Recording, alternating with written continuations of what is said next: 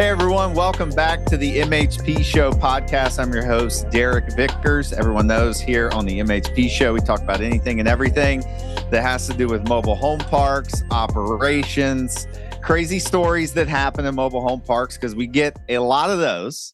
Yeah. And anything else about the business here. And before we get started today, I just wanted to direct everybody to go check out my new ebook. It's at free.parkinvestingpro.com. That's free.parkinvestingpro.com. And that's basically going to give you access to all my deal structures and how I actually structured my deals and how I got into my first deal with no money. So you're going to get all those deal structures there. And actually, there's a whole section in there and actually how to find the freaking money for these deals too, because that was one of my biggest hurdles when I first started. I'm like, how the heck am I going to get the money? So it blueprints literally what I did to do that. So please go check that out at free.parkinvestingpro.com. And a little tip, if you do get that and then you scroll down, you'll actually get access to the first masterclass that I did, which teaches you the basics of mobile home park investing. Cool. So without further ado today, I got another special guest for you guys. I've got the guys at MFI Commercial. We got Elan and Jim here today. What's going on, guys? Not a whole lot, man. Not much. Doing great. We're psyched to be here. Appreciate the invite. You know, I feel like, the list of people you've had on here have been impressive. So I'm honored to be considered. Definitely. Yeah. No, I'm excited to have you guys. I know Jim and I talk on the phone every now and then. And so it's definitely, Elan, you and I have never really talked. So it'll be good to get in here and talk shop a little bit today. So give us a little bit of your background. You know, I always like to ask people in the beginning here, like, what was their first entrepreneurial journey? Because you always get these interesting answers. So I'd love to hear from you guys, and then you can sort of circle back and how you guys got into business together now. Jim? Okay. Yeah. So for me, I tried to go to college, and it wasn't for me. I truthfully started off going to school to be a fireman, and very soon realized that I did not like heights. So, and also, the fire chief told me how much he was making per year, and I was like, I gotta wait 20 years to make that much money. And so then I'd like automatically my brain switched, and I was like, I got to do something different. So in 2013, I got my license. I started 2014, and that's when I started my entrepreneurship when it comes to being self-sufficient. I was, serving tables at fine dining restaurants before that. And I tried selling houses my first year just to see if I was, going to be a rock star at it. And, I knew I always wanted to do commercial real estate, but it's like, hey, might as well just try it out, see what happens. And I didn't sell any houses in 1 year. It was wow. Yeah. So I was very close to quitting. And I got a call from a guy that I met serving tables, and he was a part of Keller Williams at the time. And for some reason, he called me that day when I was going to sever my license from that brokerage firm. He was the CEO, and he's like, "Yeah, I'm selling mobile home parks." And I was like, "You can sell mobile home parks?" He's like, "Yeah, I got a team." And he's like, "We're closing like 20 million this year." And I was like, that sounds exactly like something I'm looking to do. So I closed my first mobile home park deal 6 months being into the business. Wow. In North Carolina. And then I met Elan's father, Richard Spreiser, our designated broker. And, we got traction right away. And before you know it, we took the team. What year was that? That was 2015. And we took them from one office to another office to another office. With the business that Richard and I brought. And, 2017. So we were there for about 2 years. 2017 came around and we decided to start MFI Commercial. And, the rest is history. We've closed a ton of deals all over the U.S., anywhere from, 30 million. And I think that's probably my biggest one, $30 million. But, we've done so many mobile home park deals, and very grateful to be in this business, in this space. A lot of great people like yourself, in this space that, besides trying to put a deal together with you, it's great to even just talk with you, and, very easily just go grab a beer or some dinner and have it be very casual, opposed to, when you're dealing with, for instance, like houses, right? You're selling houses or something. It's much different, than, hey, like, I'm going to go show you all this stuff and then you're going to be in my car. But for us, it's like, it's all over the phone. And then when we actually get to meet, it ends up being that much better, which all the shows are really cool to go to, MHI, NCC, SECO, which I know you're going to be at. So yeah. I'll be there. All right, cool. We're we just talking about it this morning. So yep. Hey, how much was the fire chief making? Oh, dude, he's making $90,000 a year. You're like, yeah, screw that. Like, first of all, I just have to say, I respect that. No, me too. Definitely, like, there's a need for that. Yeah, I'm not for sure. Funny, but I'm laughing because for me, it just could never work. Yeah, but yeah, I mean, on my side of things, to Jim's point, my dad, Rich, he's done everything under the sun. From jewelry stores to airport parking to commercial brokerage to, I mean, you name it, he's probably done it, car washes, whatever. So I just grew up in that household, but I was, my first, I guess, real entrepreneurial. We used to go and, I've still done the same stuff, right? I try to do as much as I can and, with whatever I can. So we used to do, I used to ride a lot of mountain bikes as a kid, and we would flip bikes and go get parts and sell them and, use all the money. We'd go on ski trips, go screw around, stuff like that. And, I had a whole slew of jobs and just all kinds of weird stuff. And then finally ended up going to school. I got a degree in marketing and opportunistically, a coworker at the time, her mom had a company that I worked for as a food products company, and hired right out as an intern and ended up doing all kinds of crazy stuff with them, doing project management, and business analyst work and stuff like that. And that company started to fall off, and I refused to take a pay cut, and I got fired.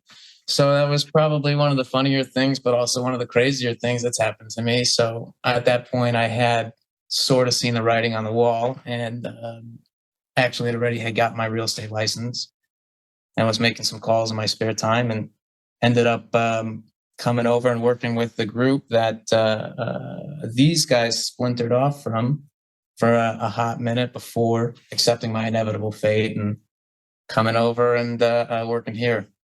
So I did a lot of apartments for a while. And then, 2019 was the ramp up, and that was the last year I sold an apartment complex. It just, the MH side of things just took over my life and my world, and I haven't looked back. So it's been great.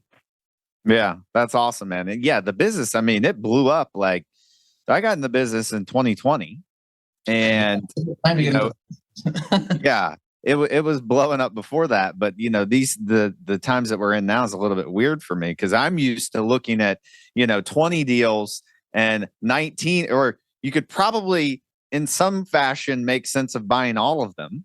Right. But now you look at 20 and maybe, one makes sense.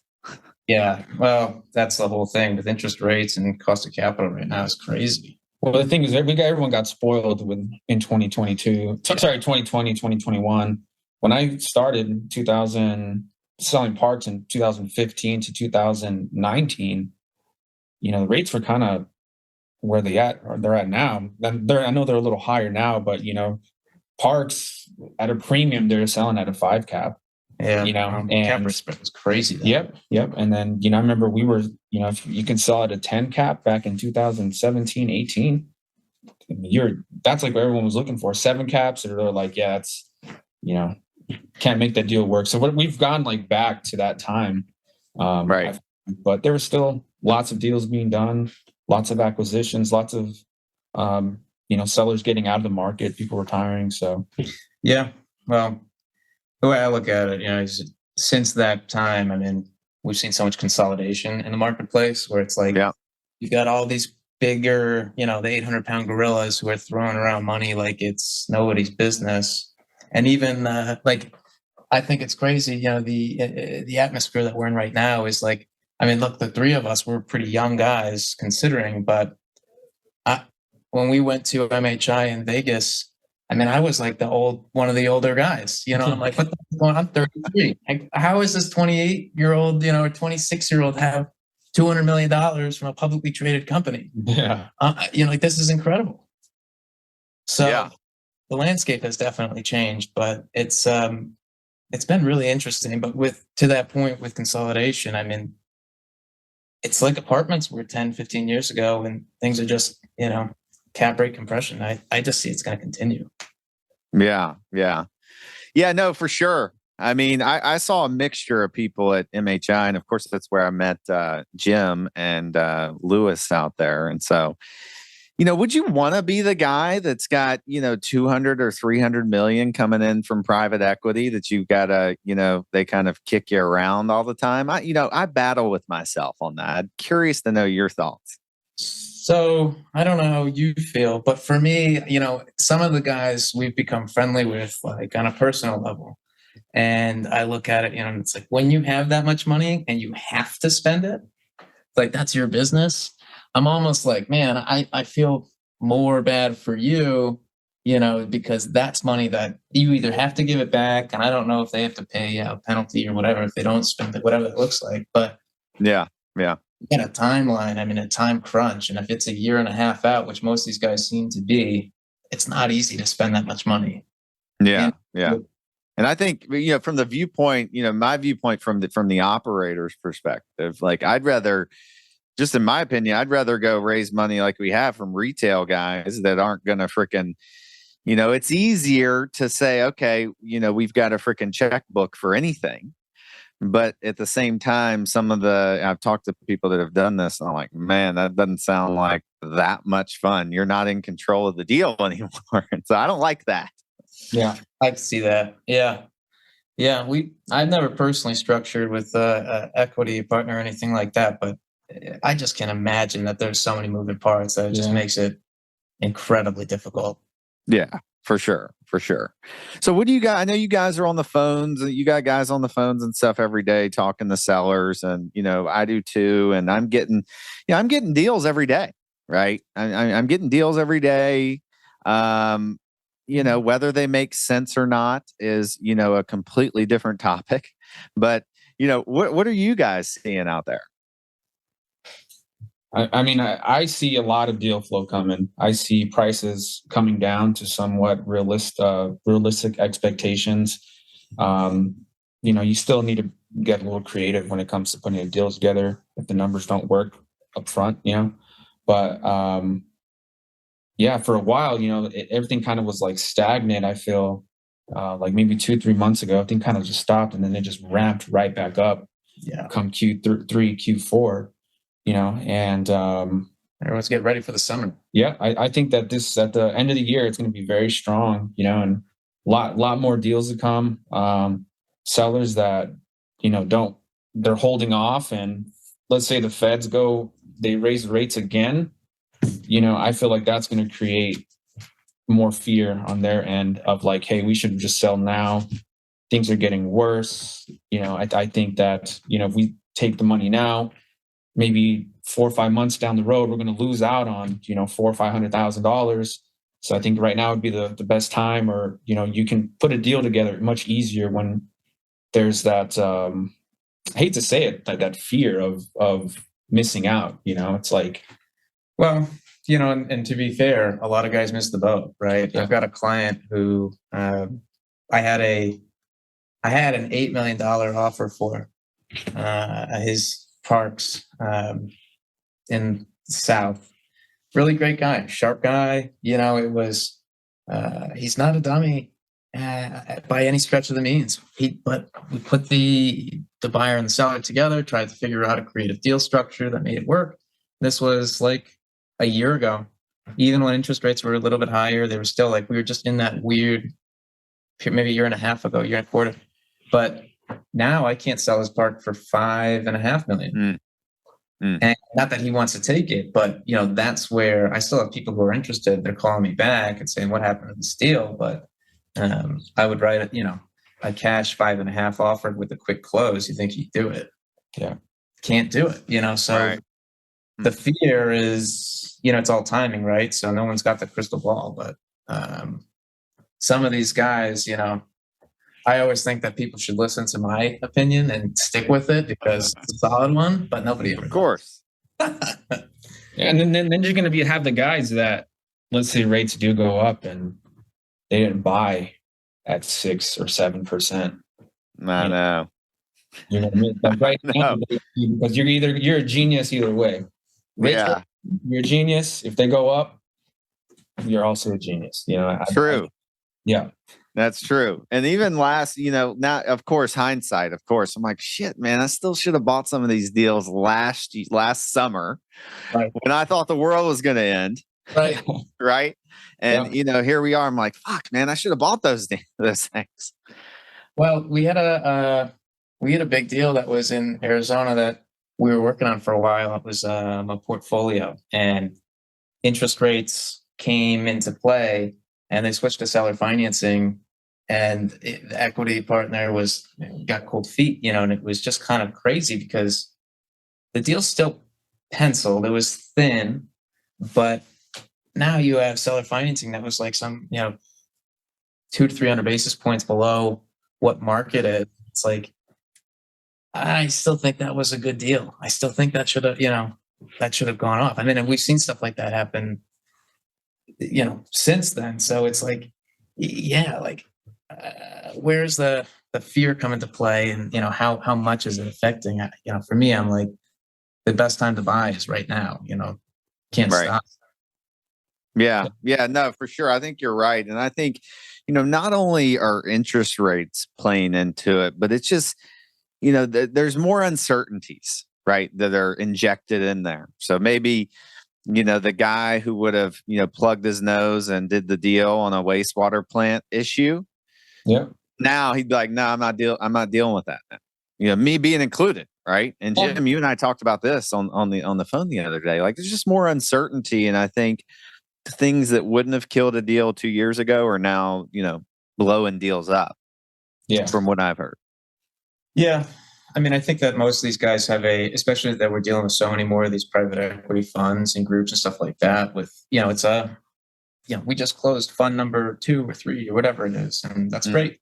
But what's your timeline? What's the goal? And what's the, 5, 7, 10-year plan? And most of these guys plan to go and spin them off to, bigger fish, right?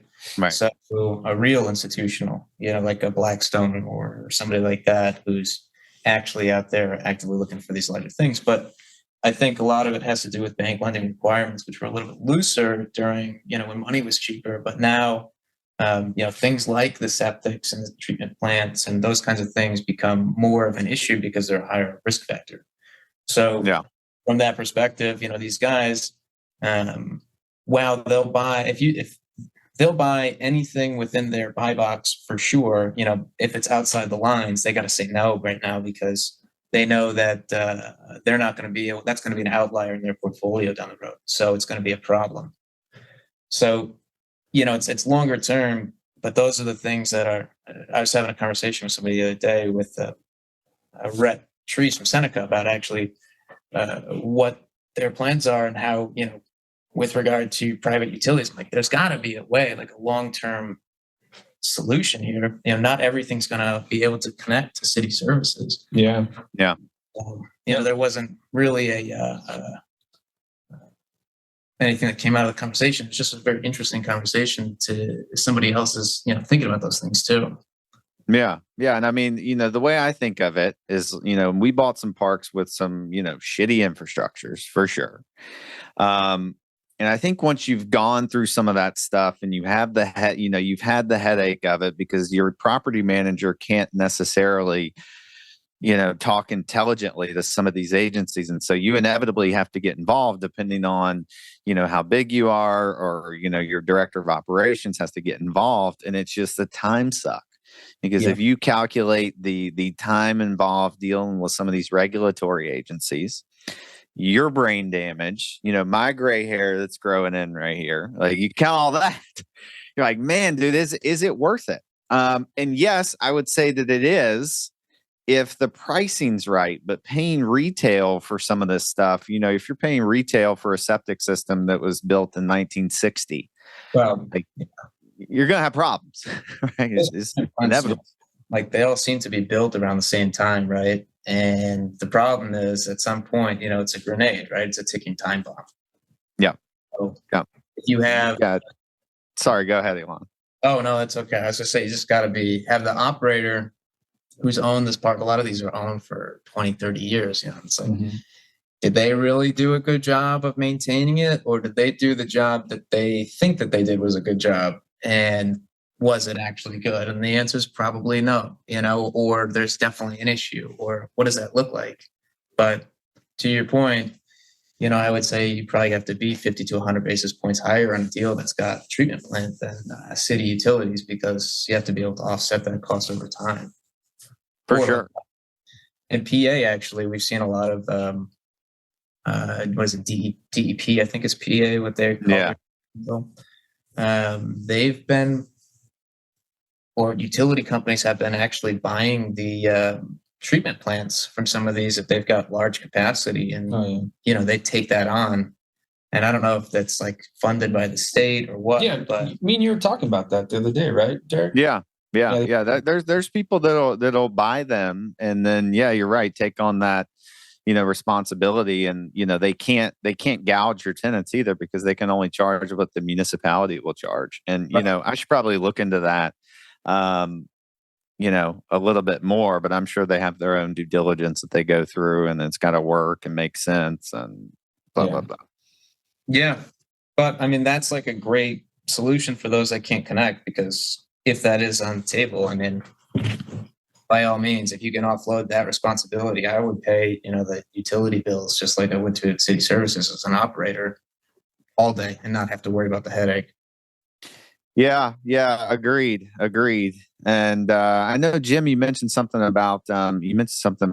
We both mentioned something about seller financing. Are you guys seeing a lot of seller financing deals get done, or a combination of seller financing and bank financing? Yeah, I think there's still a lot of bank financing being done.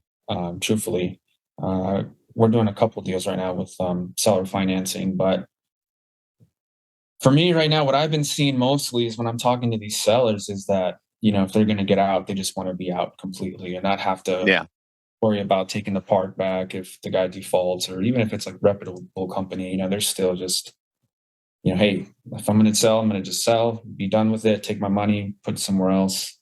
Then I wanted to ask for you, Derek, being an investor, seeing deals all the time. I'm sure brokers besides ourselves send you deals. So what do you, I know it's always better to buy a park off market, but how often do you look at on market deals? Because our brokerage firm, that's basically our niche, right? We're 90% off market. All of our deals that we've done, almost 90% have been all off market. And, we found that, a lot of buyers like to buy something off market because, they don't have the competition, and you can sometimes strike a better deal. But then also, there's if you're talking to a lot of brokers, I'm sure they're sending it out to multiple parties, not just one, right?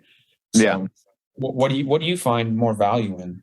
Because it's something. I mean, just stuff off market is obviously better. The stuff that we bought on market, and here's a little thing that I like to do. Here's a tip for the listeners: like buying on market from a broker that's not necessarily a mobile home park broker, and you catch it quickly. We lose you? We have a park that we bought in St. Pete, smaller, 40 couple pads, and it's probably worth more than double that now, even at interest rates where they are now. And so you can find deals on market. You just have to be looking. I tell people all the time, like, still look on market, because you may because the type of deals that we were buying, no one wanted them. So if they were on market, no one would have bought them. Right. Right. But obviously I would rather buy off market for various reasons, as I've changed my, criteria a little bit. And so we bought on market, mostly off market, though. I don't know. Does that answer your question? Yeah, Jim? no, it was just, curiosity. Just because, we talk to, buyers, large investment groups all the time.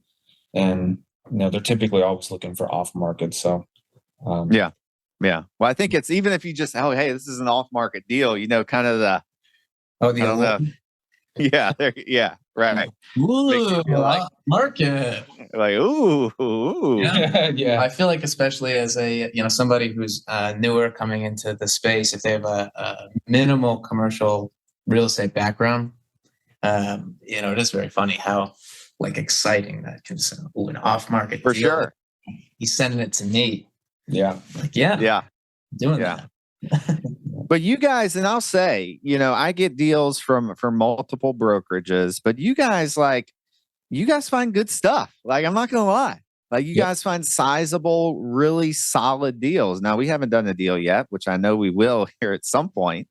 But, what's the secret sauce? If you can, I don't tell them we've done tons of deals together. So what's the secret, guys? What's the secret sauce? If you can share it. Honestly, I was told, Jim's probably going to have much better to speak to us, but there are a few things that I think about.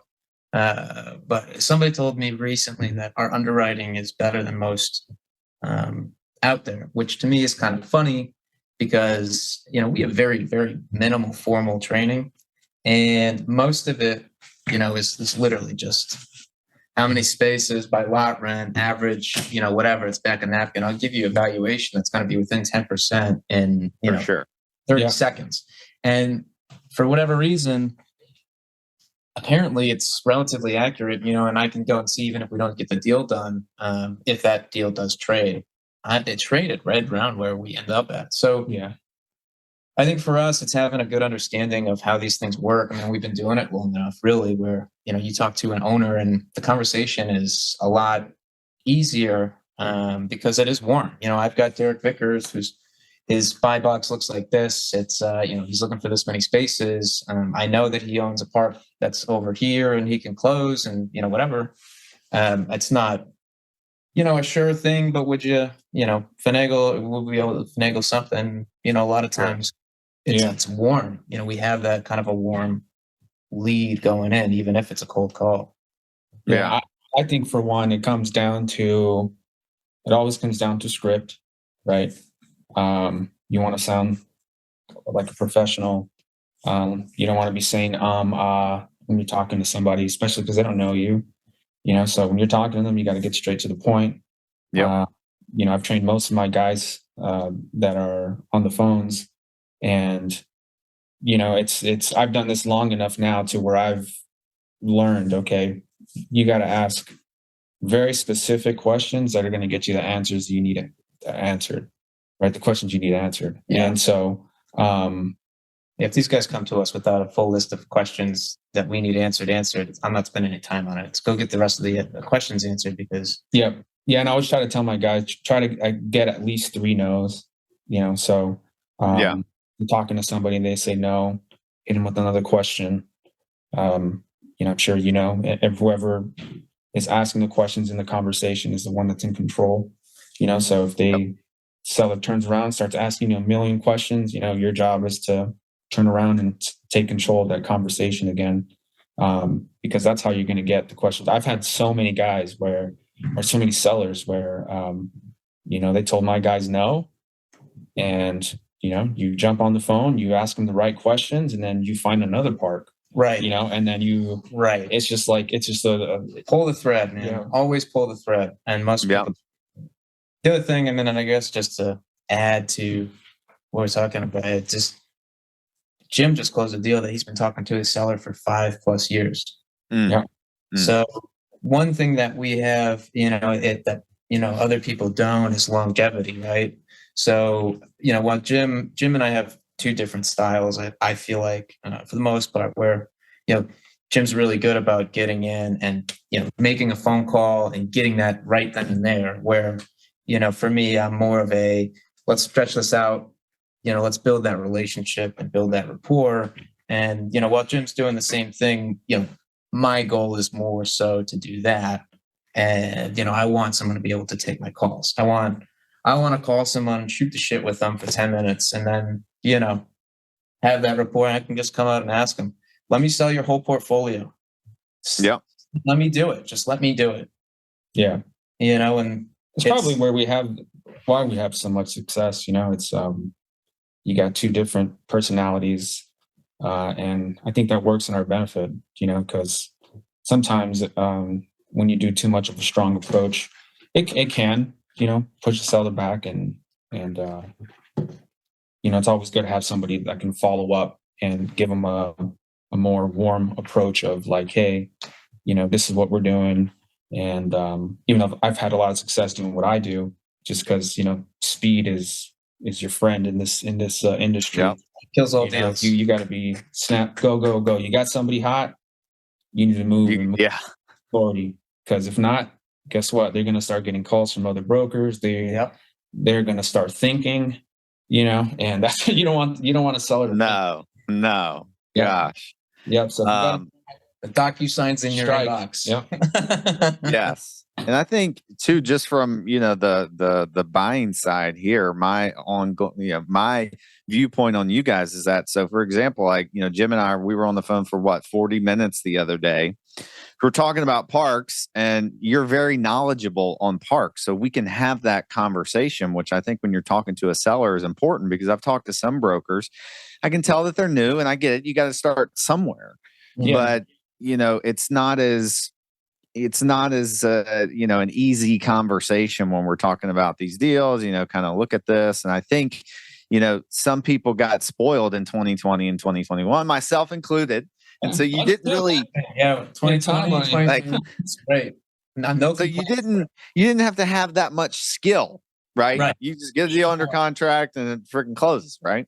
That's right. And so now, I think that's why you guys are excelling now, is because you do have the skill and you're putting in the effort and the activity, and you guys are smart, confident, like, you've got experience. So I think that's great. And I love it. Rich and I own a couple of small parks. So he and I own one together. He's got a couple other, but I help manage and operate them as well. So for me, from that perspective, and even having Jim close by to just be part of this thing, we run everything out of one office, right? So for us, it's, I am able to understand a lot more of the nuances than being in the thick of it. You know what I mean? I had to go through, and we had to do the turns. We had to, get new tenants. We had to go jack the rents. We had to go and replace the sewer. We had to, all of those things.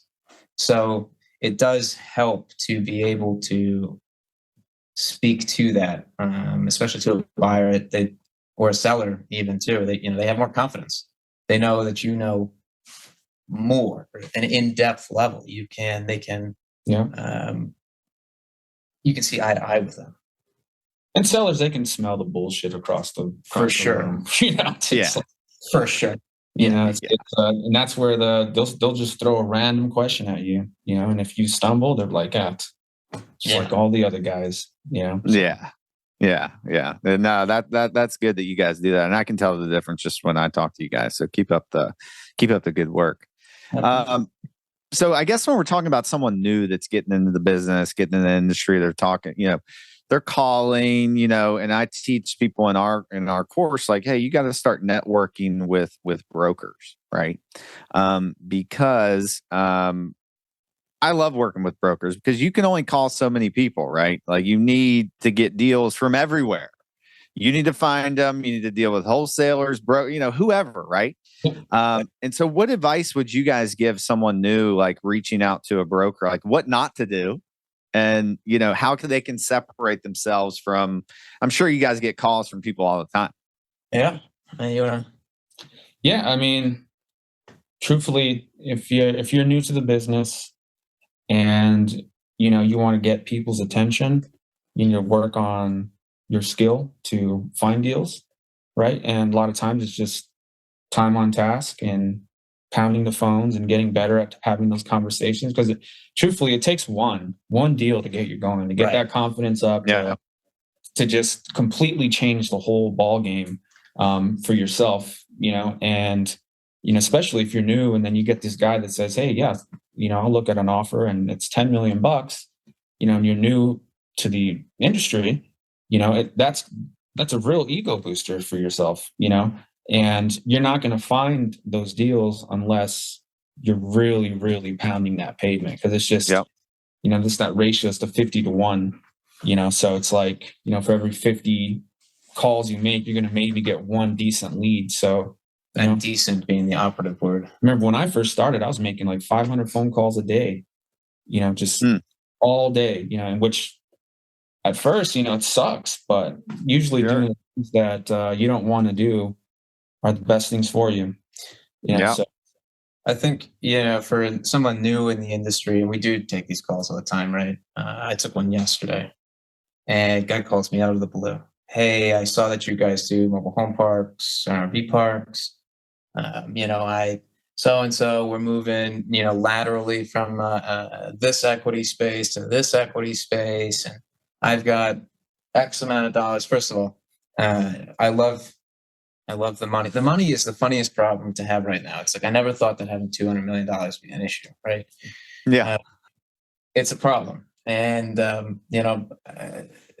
so these guys, they call and they say, I've got all this money and, we're ready to do some deals. And, I've learned and this and that. For me, I want to have an intelligent conversation with somebody, and,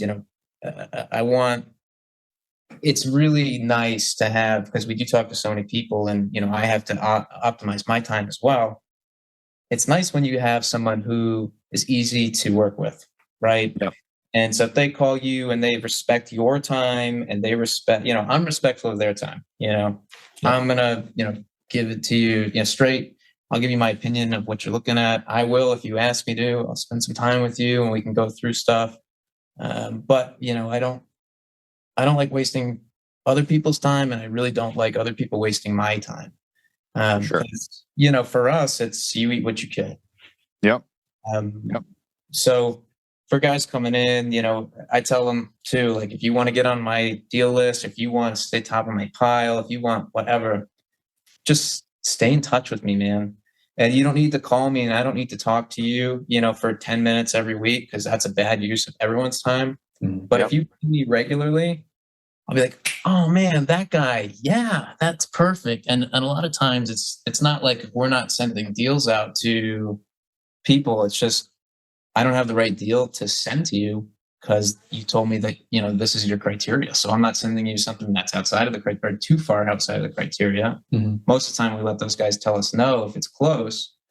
But a lot of times, it just happens where you'll be calling me or texting me and say, hey, have you found anything in Arizona or Florida yet, in my buy box? And we just got off the phone with somebody and it's a good fit.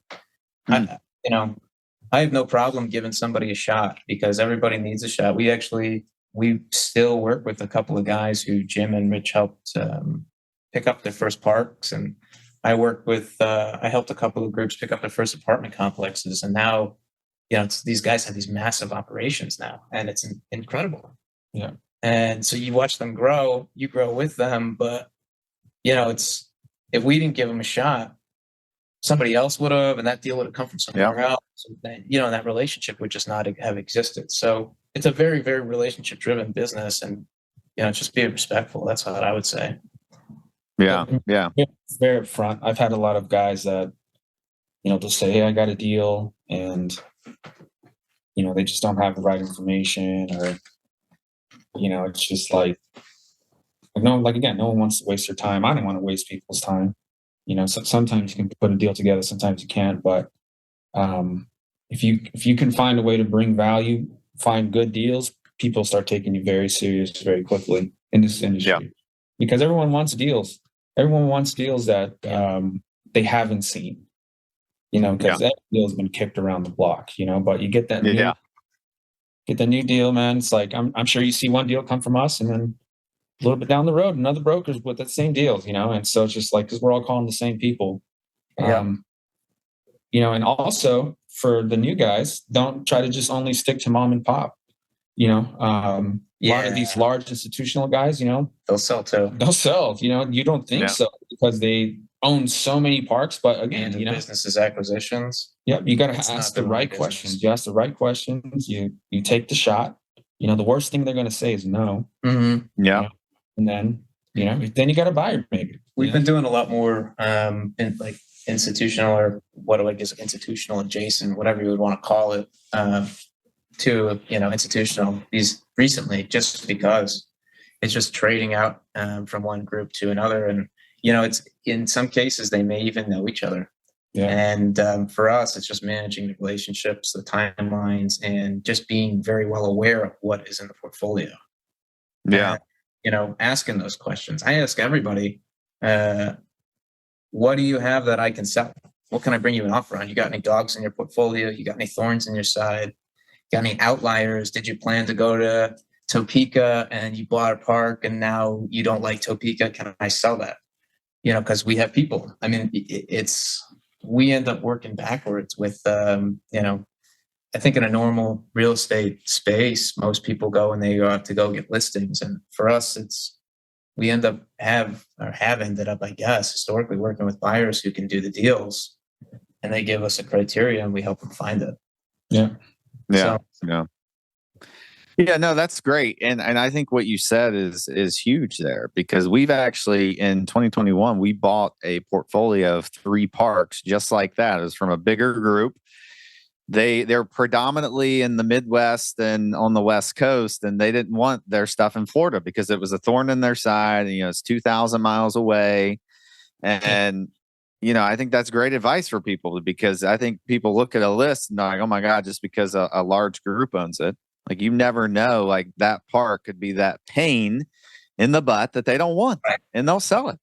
And then to the other guys, anybody who's making some of their own calls, and, obviously I have a biased opinion about brokers, but, I feel like we bring value. But there's a lot of those relationships that we have fostered and we've built over the years where maybe, somebody's afraid to call that company, or maybe they don't know how to get to the right person or whatever that is. But that's, if you tell me, I actually had a guy call me yesterday when we were working on a deal. He said, I really like that property next door to this one. Can you call the seller and, take it on? So, okay, sure.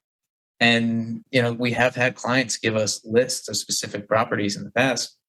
They have their own guys who are making calls, but, you give me a list and I'll call it down. Nothing might come from it, but we'll spend the time to do it, because I know that that's, that is a good use of my time. Yeah. So that's for us, like that's the relationship that we've built, and we can offer that to other people. Yeah.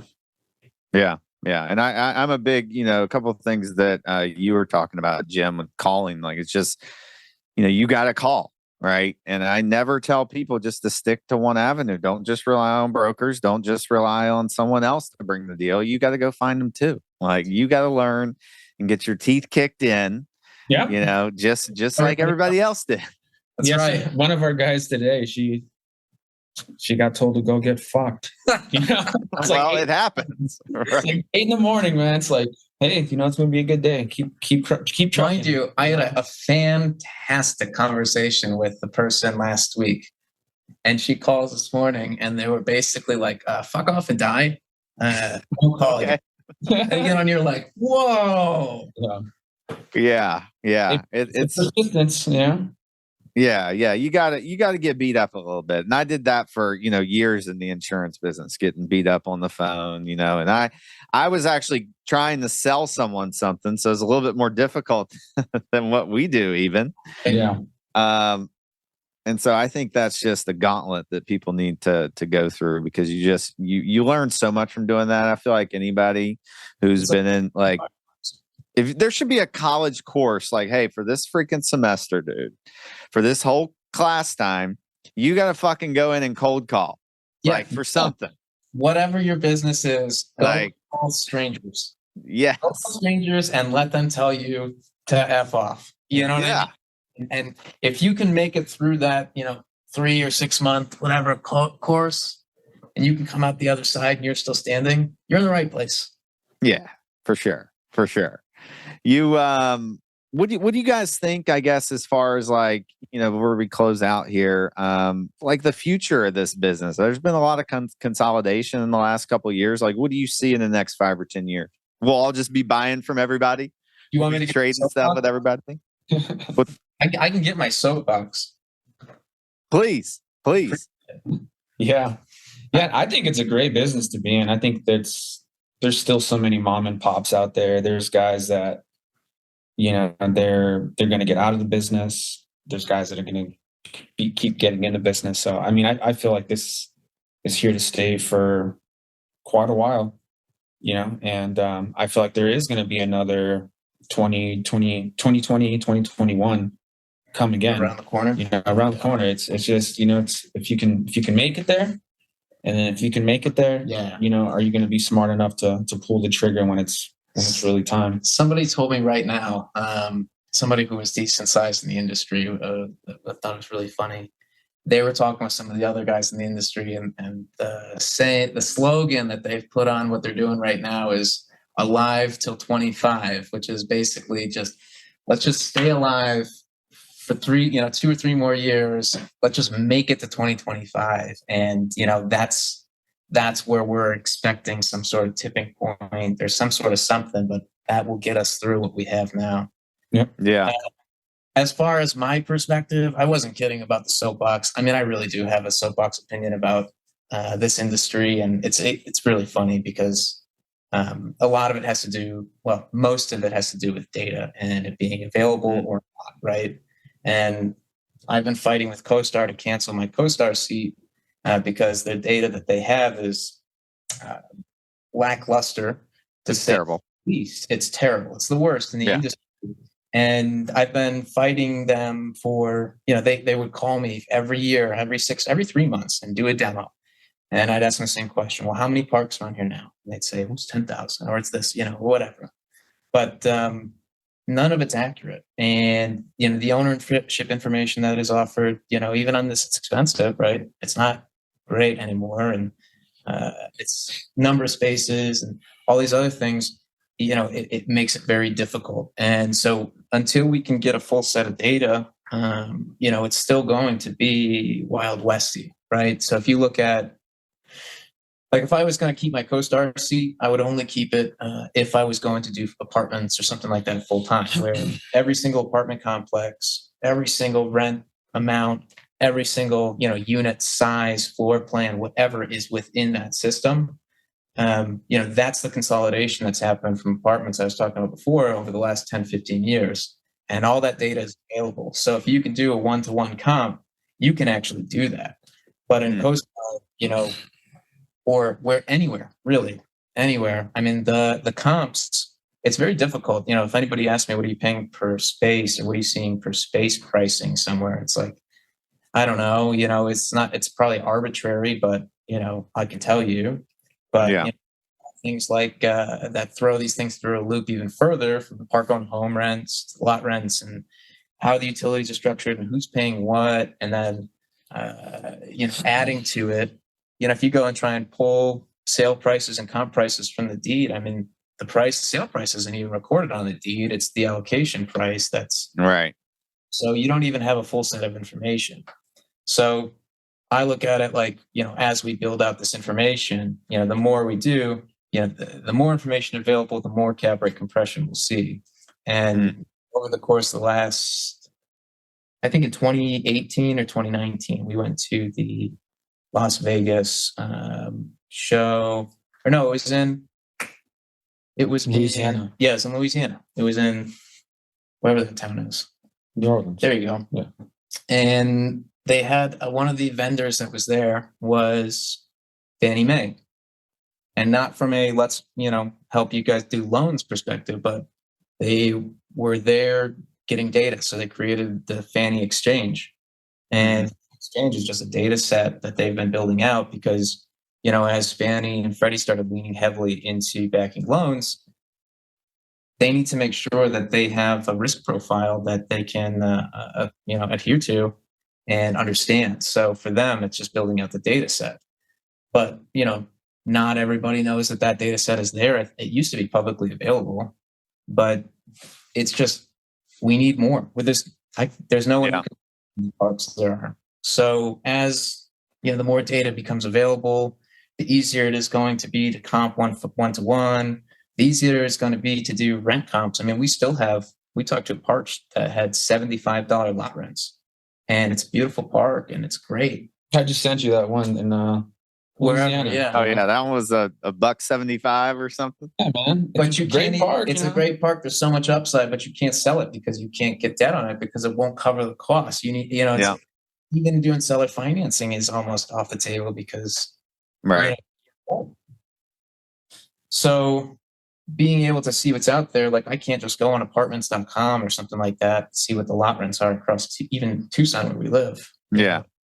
I just know, but once those things standardize a little bit more, we still have so much runway for this industry, and it's just going to be consolidation, compression over time, and then it's just going to be a standardized industry. I mean, the reality is single-family home pricing for stick built for this next generation is quickly becoming unaffordable, and this is the next thing. So you have all these communities that are going to be, people are pouring into, and the governments, the local municipalities are going to have to get behind them so that they can actually tax them accordingly instead of trying to stop new development and the rest of it. But there's just so much runway here. Like I see future as bright. I mean, it's just longevity, putting in the time and staying the course. Yeah, unless there's some counties like I know, like in Georgia that they're trying to make a way with, even in Texas with mobile home parks. They make it so difficult to be an operator there, but it's crazy. Well, the reason they don't want to do it is because it's very frustrating. Well, on one hand, everyone's out here advocating for the people, right? There's not enough affordable housing. There's not enough affordable housing. What's the best solution? This is the development is not much. Those people can qualify to get a home and put it on the lot, but the local governments don't get to tax the homes as real property. So it's not a profit center. So it's not important. Also, they don't want it in their backyards. They don't want to look at it. No. So it's like they don't. But if you want to see any kind of change, and I know that MHI and the big groups who are out there doing the lobbying and stuff, they're out there doing it. But it's crazy. It's prohibitive for us. But it also, the less communities that can be developed, inventory stays like this. So demands continue to go. There's more money in the space than ever before. I don't think we're going to see pricing and valuations, drop like crazy just because the demand's still here. The demand's more so, and over time, it's going to the demand's going to continue to increase and supply is going to continue to decrease. Yeah, exactly. And I think too, like, just to your point, exactly. I think so. If you guys get a call from a bank, so and so operator's in trouble. We're selling it for 70 cents on the dollar. You send it out, right? So then it sends out to a couple people, and they're like, "Oh, I'll pay 80 cents on the dollar for this," and then it's just you're gonna end up in back in the same spot. And I think maybe we can buy something for 90 cents on the dollar, maybe, but I just don't see prices moving like, I've heard people, like the prices are going to crater. I don't know. I don't think so. Realistic deal right now, if we send it out, it's almost frustrating because if it's a realistic deal in a good market with a good space count, checks boxes. It's what everyone's looking for. If we send it out, you really just have to end up going with who's first. Yeah. And, because I'm already putting that deal together, and it's frustrating because I don't want to, we have these relationships with these clients who they look to us to continue to build those out. But, we really have to do our best these days to set the expectation with, the buyers. Like, look, you got to be really quick if you want the deal. That's it, so it'll go. Yeah. Well, dude, you guys have been great, man. I could sit here and talk to you guys all day about this and kind of the future, where we're going in this industry. So, like, where can people find you guys? So, I think for I direct anybody to our website, which has our email addresses and stuff on it, which is mficommercial.com. But Or LinkedIn. I think Yeah. LinkedIn's probably one of the best places to connect. Jim's a LinkedIn rock star. If you're He's always on there. Yeah. So, great. especially, if you want to, if you're a new buyer out there, even if you're an existing buyer, connected with us. We're typically at all the shows, or we try to be. So, you can reach out to us, and we'd love to have a conversation with you. And I'm best by email and text. I mean, we spend most of the day on the phone trying to do deals, I guess. But, for me, I assume you'll probably put our contact in, right? Yes. I would assume. Just be right there. I mean, and I don't mind talking to new people at all. Again, it's just maybe we can take everybody's time, and we're pretty easily reachable. I mean, even if you do a cursory Google search on either of us, it'll pop right up. Yep. And especially new brokers, I like at these shows. That's what I'll give the most knowledge and the best advice, when it's like face to face. We're talking there, and then you're telling me your problems and what where you're having trouble, finding sellers, or the owner wanting to know how we do it. That's probably the best time to nail us down, because we'll time block, and we won't answer our phones, and we're just talking. I think that's probably the best time for us, or for me. We meet face to face, and then we can talk, because I'll just throw this out there. I'll let anybody buy me a beer. There you go. So cool, guys. Well, hey, you heard it here first. So if you want to buy Elan a beer, just drive down to where are you guys? You guys are in Arizona. We're on the move quite a bit. Quite a bit. So yeah. So well, thanks guys for coming on the show. I appreciate it. And everybody here, if you like the show, please leave a comment, subscribe, let us know how we're doing. If there's somebody you'd like us to have on the show, or something you'd like me to run my mouth about on the show, just let me know, and I'll be glad to do it.